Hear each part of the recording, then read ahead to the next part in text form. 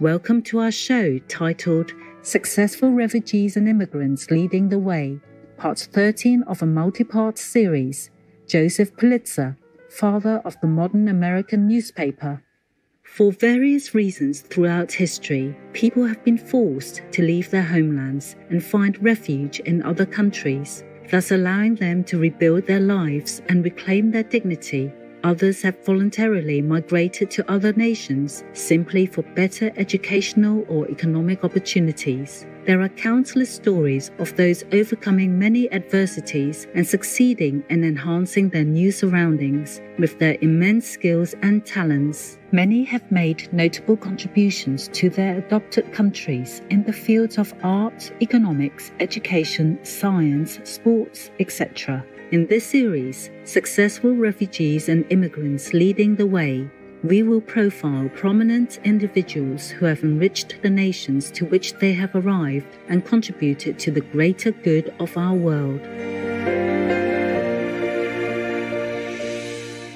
Joseph Pulitzer's life could only be described as dramatic. From riches to poverty to riches again, this young Hungarian Jewish immigrant eventually became a United States congressman, the owner of the largest newspaper in the world, the embodiment of American journalism, and the founder of the Pulitzer Prize. His beliefs and his work helped to shape the ideas, spirit, and political landscape of the United States during his era.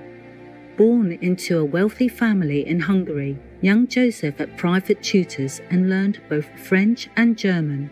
When he was 11 years old, his father died and the family went bankrupt. Joseph became determined to become a soldier. The United States had an internal conflict at the time, and a recruiter in Europe convinced him to come and enlist. Young Joseph spoke almost no English, but found a German-speaking cavalry unit to join.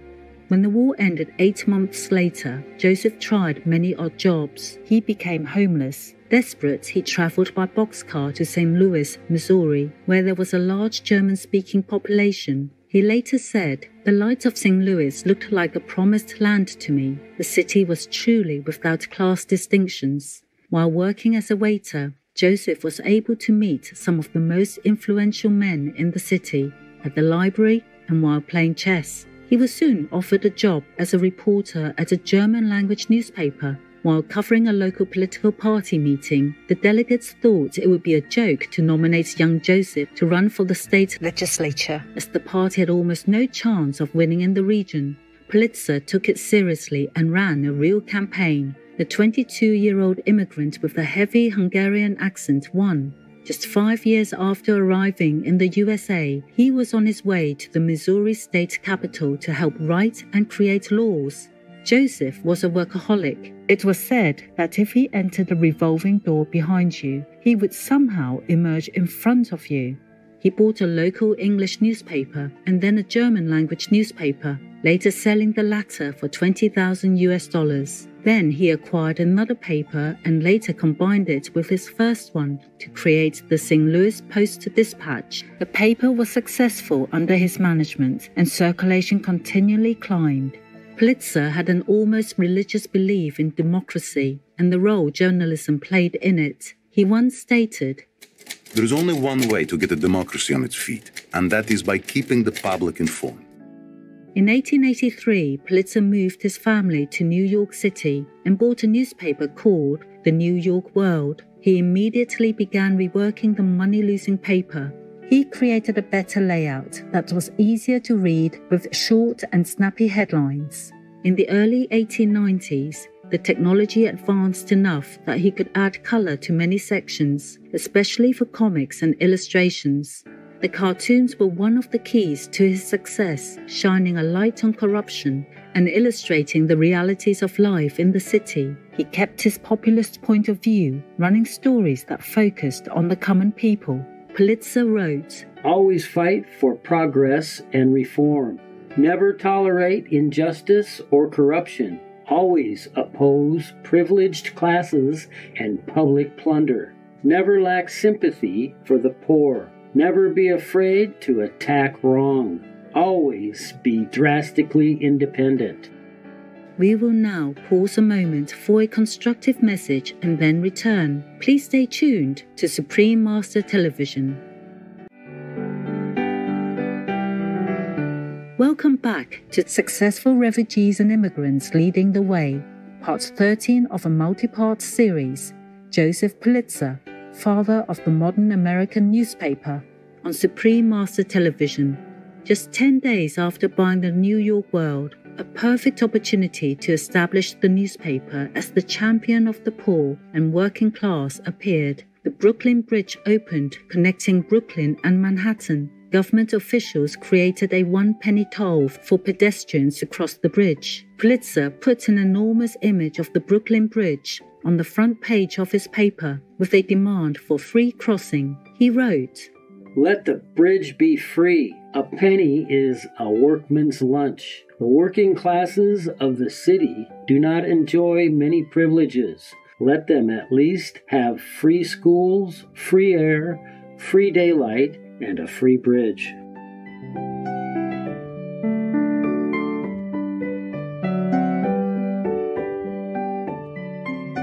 In 1884, Pulitzer was elected to the United States House of Representatives. He soon realized that his true passion and the best way to serve the nation was through his newspaper. He quit Congress after 1 year and returned to the New York World. Natural disasters, crimes, and scandals all helped to sell papers, but investigative journalism and uncovering fraud and deceit were the foundation of the New York World. In 1887, he hired one of the world's most famous investigative journalists, Nellie Bly. Her first assignment was to have herself committed to an insane asylum in New York City. She stayed for 1 week before Pulitzer had her released. She wrote articles that exposed the terrible conditions at the asylum. The result was the city government dedicated funds to clean up and improve the conditions there. Nellie Bly went on to expose sweatshops, jails, and corrupt lobbyists. She was one of the most famous reporters of her time. In addition to reporting the news, Pulitzer also wanted the newspaper to be a sort of handbook for immigrants arriving in New York City. He knew they needed help understanding this new nation and a culture that could seem so strange. Many had never experienced democracy or understood the concept of voting. He gave them information on where to take English lessons and guides to the latest fashions, often with an actual dress pattern included in the paper. All of his instincts paid off. When he bought the New York World, it was selling 15,300 papers a day and losing $40,000 a year. He then made it the most successful paper in the entire country and possibly in the whole world. In 1898, the circulation would rise to over 1 million copies per day.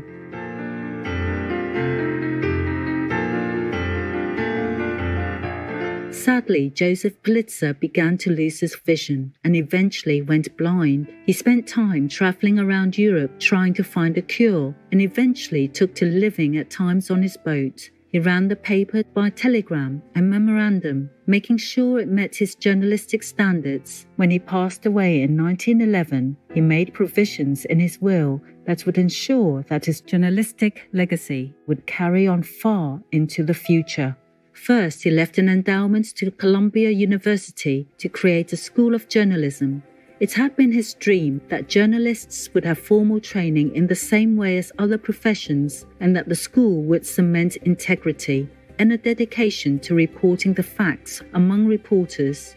In his will, he also left money to create the award with which his name is most associated, the Pulitzer Prize. The Pulitzer Prize is awarded every year to recognize the most outstanding examples of journalism, including the fields of investigative reporting and public service.